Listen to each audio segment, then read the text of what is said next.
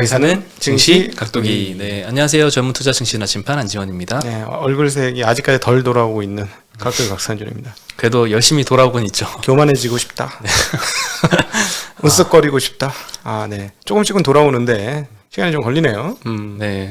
그래도 또 얼마 안 됐잖아요. 그 엄청 좋아가지고 들떠가지고 그 기쁨을 주체 못하던 그 시절이 얼마 전이었기 때문에 다음번에는 그렇게 안 까불라고. 이번에는 이제 장중하게 여러분 조심하십시오. 현금 보유 비중을 확대하십시오. 뭐 이런 식으로 좀 장중하게 한번 어른스럽게 한번 해보려고요. 그래도 열심히 쫓아가고 있습니다.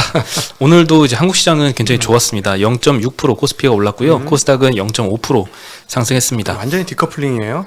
네. 많이 오른다고 많이 오르지도 않고 떨어진다고 떨어지는 것도 아니고 그냥 지 마음대로 내 갈 길 간다 분위기야. 네, 아주 훌륭합니다. 이 정도면 최근 일주일 동안은 성과가 괜찮았어요. 너무 약해가지고.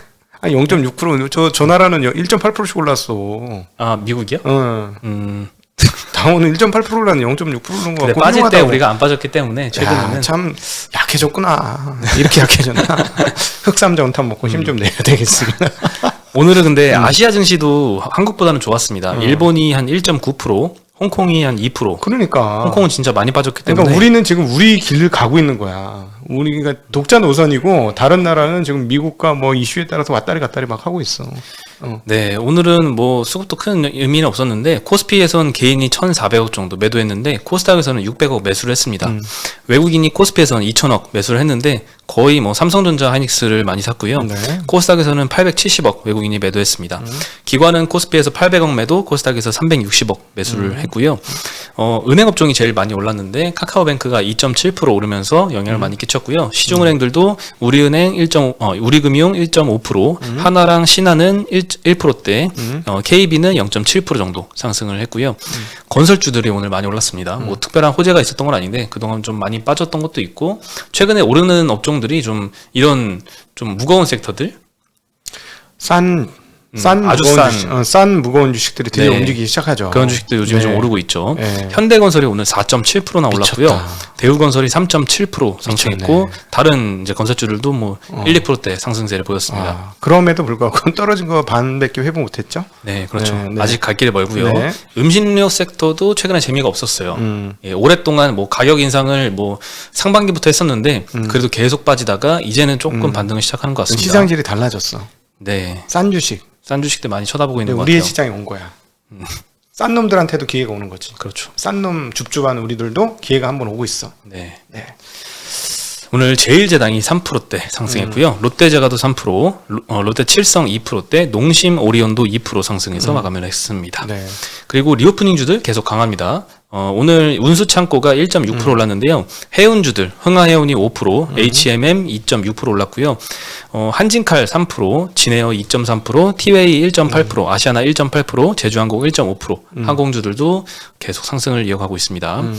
전기전자 섹터가 그 다음으로 상승했는데요. 1.27% 상승했고요. 두산 퓨얼셀이 5.5%로 제일 많이 올랐고 DB하이텍도 3.5%, 하이닉스 2.5%, 삼성전자 1.4% 상승했는데 오늘 의약품 섹터가 제일 약했습니다. 네. 사실 바이오 업종 내에서 개별 종목으로는 호재를 발표한 종목들이 몇 개 많았는데 그런 종목들은 이제 큰 폭의 상승을 이뤘지만 시총 대형주들은 오늘 좀 하락을 했습니다.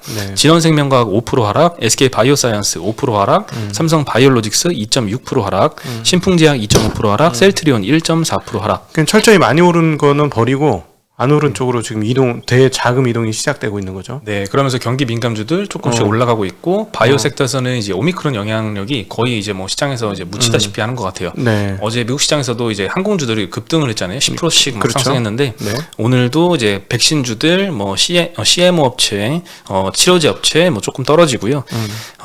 리오프닝주들이 상승했습니다.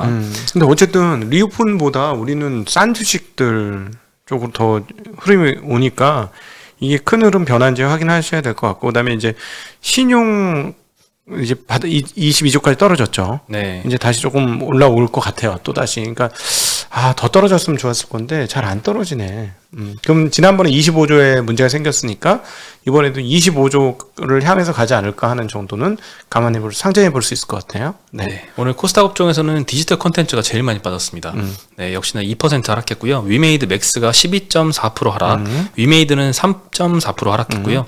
최근에 계속 빠지고 있습니다. 워낙 많이 올랐던 것들이죠. 네, 그렇죠. 다날도 많이 오르다가 게다가 좀 다른 것들 떨어질 때도 최근에는 좀 방어를 잘했었는데 오늘은 12% 하락했고요. 한꺼번에 다 빠졌어. 네, 네오위즈홀딩스도 6% 하락해서 마감을 했습니다. 네.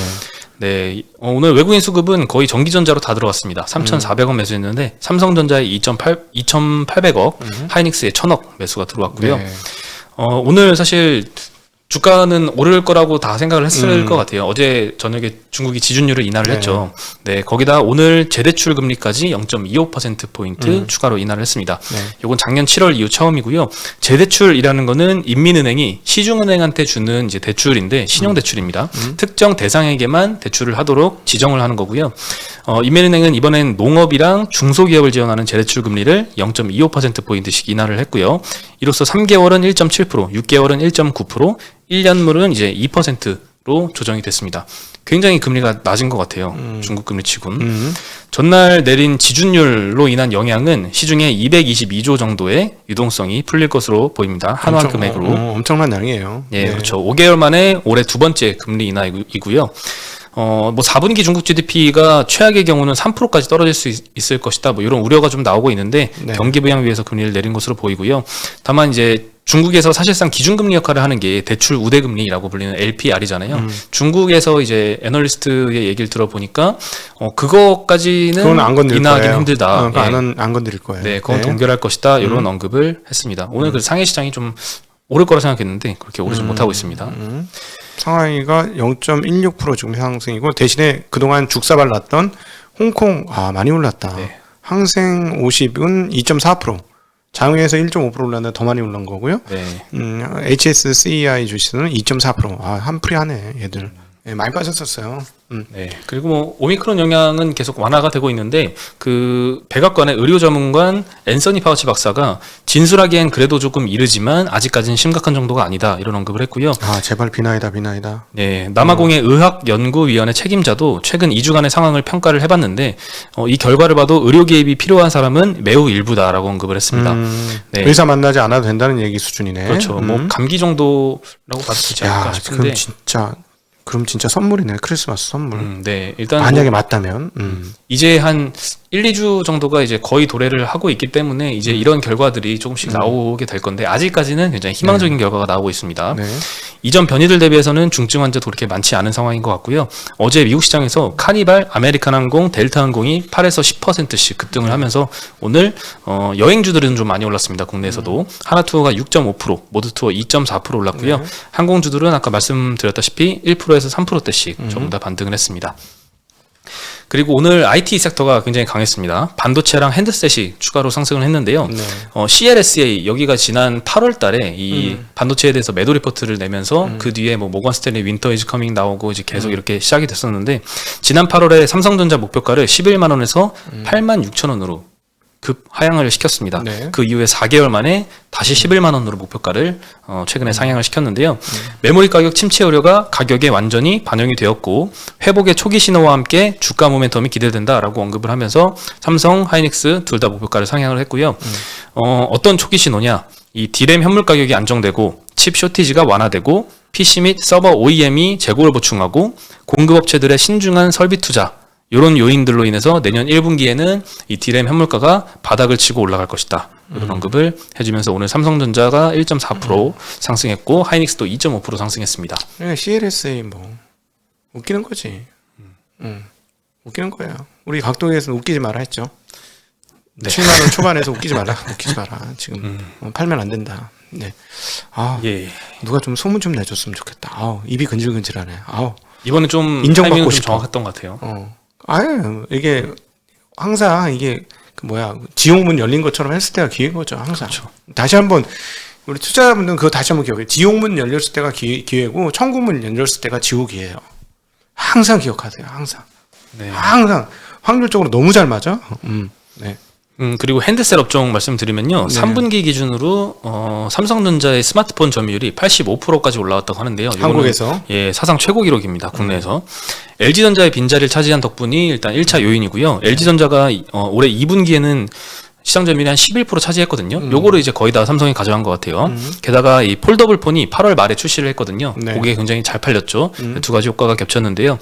그간의 삼성전자의 점유율은 60% 후반대를 보였다가 LG전자가 철수한 올해 2분기에 73%까지 올라왔고 3분기에는 85%까지 이렇게 급증을 하고 있는 모습입니다. 네.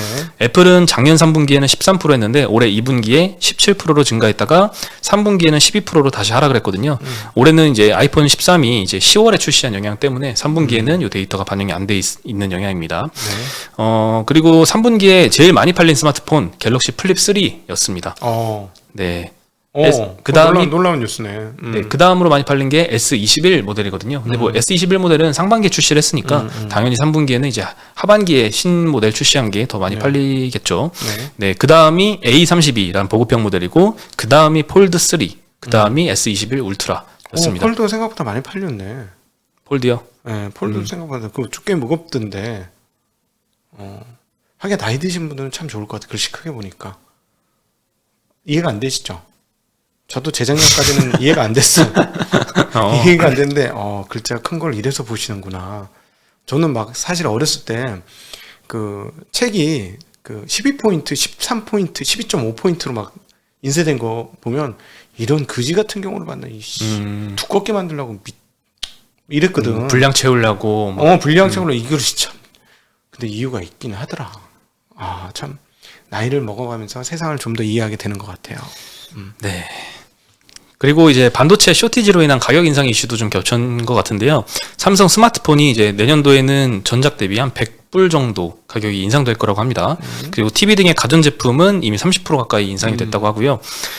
그리고 이제 핸드셋 업종 전반적으로 많이 상승을 했는데 KH바텍이 5.4% 상승, 네. 파인테크닉스 2.6%, 인탑스 4%, UTI 3%, 캠시스 2% 올랐는데요. 오늘 신금투에서 인탑스 종목은 이제 목표가를 37,500원으로 상향을 한 리포트를 냈습니다. 싸긴 싸죠. 그렇죠. 예, 주요 고객사 생산량이 보통 10% 정도만 증가를 해도 과거에는 이 이 핸드폰 서플라이 체인들이 호황이었는데 이번엔 증산 규모가 10%를 상회할 것이다라고 밝혔고요. 요거는 이미 그 뭐 디일렉이나 여러 언론 보도에서도 많이 나왔듯이 내년도에는 삼성의 스마트폰 출하량이 3억 대 훨씬 넘는 3억 3천 대또 넘을 것이다 이런 보도는 많이 나왔었죠. 2년 정도 쉬었으니까 이쪽 그 부품 업체들이 네. 한번 움직일 땐 됐고 2년 쉬면서 많이 망가졌어요. 기업들이. 그렇죠. 최근 몇 년 동안 계속 출하량 떨어지다가 이제 다시 반등 구간으로 이제 막 들어선 것 같아요. 파트론 같은 거 1조씩 갔었어. 그래서 다 무너졌고 뭐 많죠. MC넥스 뭐 등등 많아요. 지금 종목들이 향후 어떻게 될지 궁금하네요. 아무리 자동차에서 많이 팔아도 개수에서 안 되기 때문에 휴대폰이 상당히 중요합니다. 네.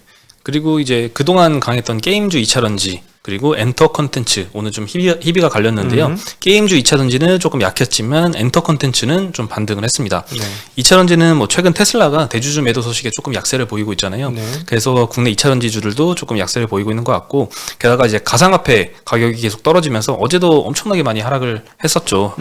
그러면서 이제 P2E 기대가 좀 약화가 된 영향인지 게임주들도 오늘은 조금 약세를 보였습니다. 네.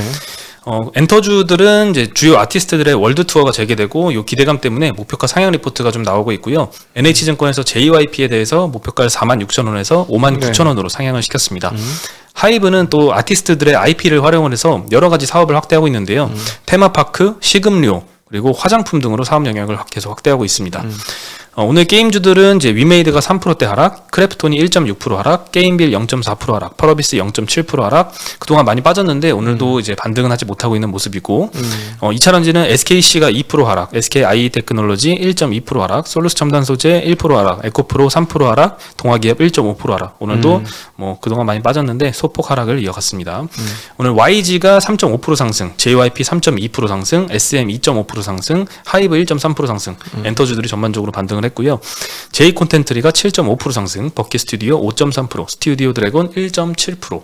네, 콘텐츠들도 좀 반등을 했습니다. 근데 콘텐츠 엔터는 조금 다르게 특별히 엔터는 좀 다르게 보는 것 같아요. 그죠? 네. 조정이 좀 작아. 다른 같이 올라간 애들에 비해서는. 네.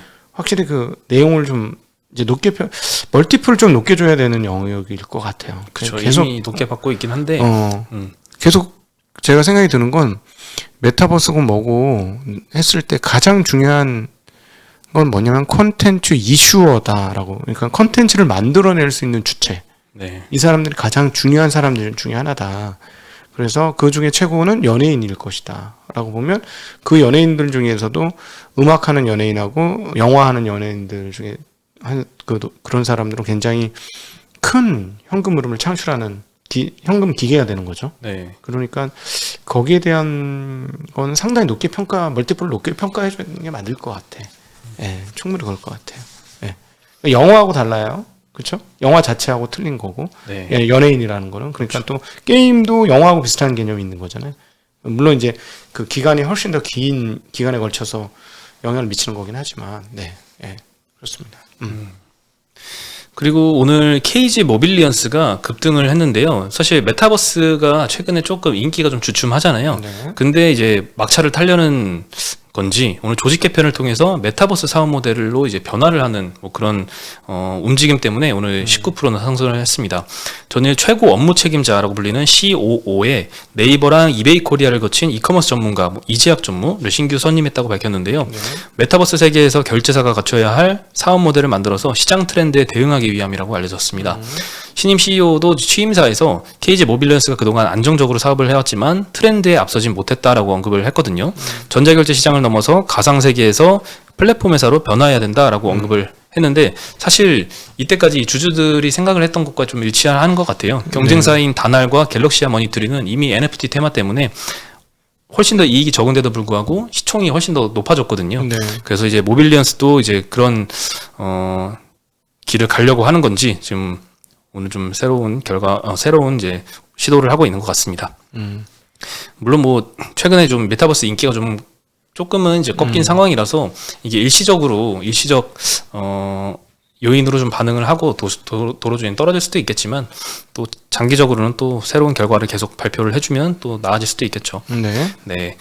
그리고 바이오 섹터 같은 경우에는 대형주들은 좀 하락을 했지만 소형 주들 중에서는 좀 개별 호재를 발표하는 업종들이 좀 급등을 했습니다. 네. 영진약품이 2017년에 이제 기술 이전을 했었는데요. 스웨덴 바이오 기업에 했던 게 이 치료 후보 물질이 FDA 임상 2, 3상 동시 진행한다는 소식에 급등했습니다. 오늘 18% 상승을 했는데요. 계약 규모는 630억 정도라고 합니다. 그렇게 크진 않은 것 같고 이미 계약금 20억 정도는 수령을 했고 향후에 이제 진행 단계에 따라서 마일스톤을 수령할 예정입니다. 한미약품도 이제 개발한 폐암 혁신 신약이 FDA 시판 허가 절차를 신청했다라는 소식에 상승을 했고요. FDA로부터 패스트트랙 지정도 됐고 현재까지 승인된 치료제가 없는 상태라고 해서 좀 기대감이 이른 것 같습니다. 네. 한미약품도 오늘 4.3% 상승했고 말씀드렸듯이 대형주들이 조금 하락을 해서 의약품 섹터는 코스피에서 제일 많이 하락한 업종으로 기록을 했습니다. 야, 슬슬 이제 다시 바이오 라이센스 아웃 얘기가 슬슬 여기저기서 조금씩 들리는 분위기가 나네요. 네, 오늘. 한동안 조금 조용했거든요. 네. 네, 최근 들어서 조금씩 나오기 시작하는 것 같아요. 다 상처가 아물었나? 상처가 아물었으면 또 라이센스 아웃 얘기가 나올 수도 있겠죠. 사실 바이오 업종도 그동안 이제 코로나 기간 동안 임상 진행하는 것도 좀 차질을 많이 빚어가지고 네. 이런 뭐 임상 실험도 좀 딜레이가 많이 됐었던 것 같은데 이제 네. 조금씩 재개가 되기 시작할 것 같습니다. 네, 한번 잘 봐야 되겠네요. 또 재미난 일들이 벌어질지도 모르겠습니다. 자, 오늘 현재 WTI는 70달러 선을 회복을 했고요. 네, 그리고 어디야? 네. 미국 10년물 국채금리는 1.45% 가까이 올라왔고 위안은 6.37도 깨져서 6.369입니다. 돈을 풀었는데 위안화가 오히려 강세 흐름을 가고 원화도 다시 강세를 가면서 1177원대를 기록을 하고 있어서 일단 금융시장 전반적인 분위기는 나쁠 건 없다 네. 분위기로 가고 있습니다. 네. 네, 그러면 저희는 오늘 여기서 인사드리겠습니다. 안녕.